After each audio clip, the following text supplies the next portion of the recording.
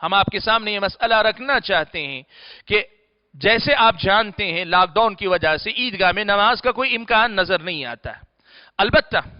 5 وقتہ نمازوں کے لیے اور نماز تراویح کے لیے حکومت نے یہ اجازت دی تھی کہ ہم میں سے کچھ لوگ یعنی 5 لوگ لگ بھگ مسجدوں کے اندر رہ سکتے ہیں، وہ عبادت کر سکتے ہیں. ہم یہ بات کہنا چاہیں گے کہ جن لوگوں کو مسجدوں میں رہنے کی اجازت ملی ہے یا جماعت نے طے کر کے جن لوگوں کو مسجد میں رہنے کے لیے کہا ہے، ان لوگوں کو مسجدوں کے اندر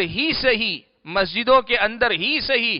نماز کا اور خطبے کا مکمل ویسے ہی اہتمام کرنا چاہیے جیسے عام دنوں کے اندر عیدگاہوں کے اندر ہم اور آپ اہتمام کرتے ہیں، تاکہ اسلامی شعائر کا مظاہرہ جہاں تک ہم سے ہو سکے ہم کریں.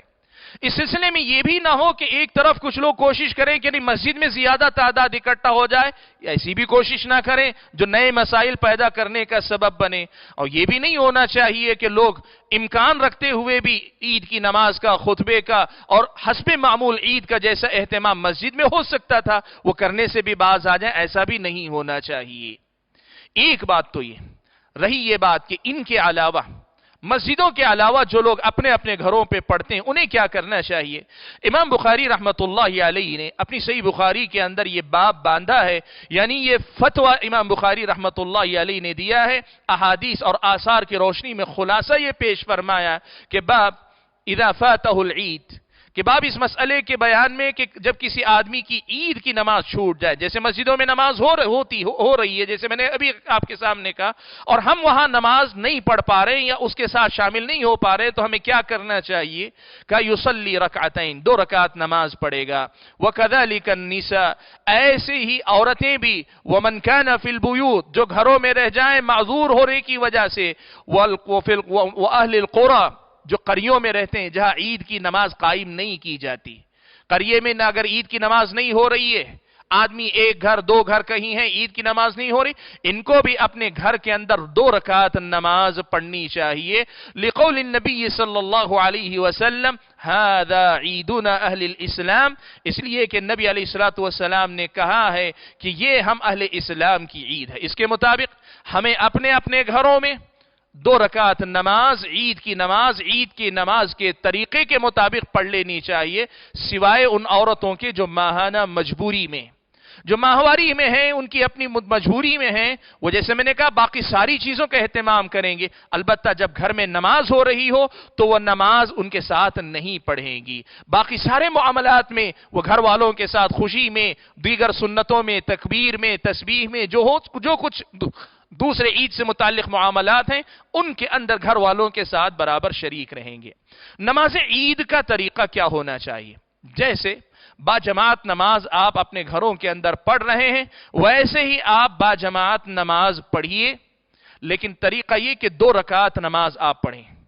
آپ 2 رکعت نماز پڑھیں اور 2 رکعت نماز اس طرح کہ تکبیر تحریمہ کے 12 زائد تکبیرات کے ساتھ پڑھیں، 12 زائد تکبیرات کے ساتھ. پہلی رکعت میں تکبیر تحریمہ کے بعد 7 زائد تکبیرات کہیں گے، اور پھر اس کے بعد میں آپ سورہ فاتحہ اور کوئی ایک سورت ضم سورہ کرنے کے بعد آپ پہلی رکعت مکمل کریں گے. پھر جب دوسری رکعت کے لیے کھڑے ہوتے ہیں تو پھر 5 تکبیرات آپ کہیں گے، اور تکبیرات 5 مکمل ہونے کے بعد پھر سورہ فاتحہ اور اس کے ساتھ کوئی ایک سورت ملا لیں گے جس کو ضم سورہ کہتے ہیں، سورت ضم کرنا، ملا لینا. سورت ملا کر پڑھنے کے بعد دوسری رکعت مکمل کریں گے. اس طرح آپ اپنی نماز کو مکمل کریں گے. نماز اسی طریقے پہ پڑھی جانی چاہیے. اس کی دلیل حضرت انس بن مالک رضی اللہ تعالیٰ عنہ کی روایت سے بعض اہل علم نے دی ہے کہ ان کی نماز زاویہ مصر کے باہر، شہر سے باہر ایک قریے میں وہ تھے، وہاں ان کو نماز، وہ عیدگاہ تک پہنچ کر نماز نہ پڑھ سکے تو انہوں نے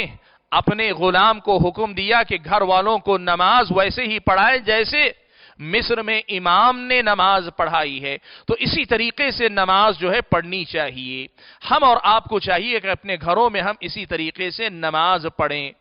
نماز کے بعد ہم اور آپ کی یہ ذمہ داری بنتی ہے کہ ہم اور آپ لوگوں کے اندر صدقات و خیرات کرنے کا اہتمام کریں، لوگوں کے اندر صدقات و خیرات کرنے کا اہتمام کریں. اور نماز سے متعلق یہ مسئلہ بھی ذکر کر دوں، بہت سارے لوگ اپنی اپنی طرف سے الگ الگ قسم کے مسائل بیان کر رہے ہیں عوام الناس میں. ایک طرف اہل علم کے درمیان ان مسائل کی تفصیلات میں اختلاف ہو رہا ہے کہ اس عید کے موقع پر نماز کیسی ہونی چاہیے، کس حکم پہ عمل ہونا چاہیے، کس پہ نہیں. میں اس مسئلے کی بات نہیں کر رہا ہوں. اس سلسلے میں نے امام بخاری رحمۃ اللہ علیہ کی جو رائے تھی، جو ترجیح تھی، وہ آپ کے سامنے رکھ دی.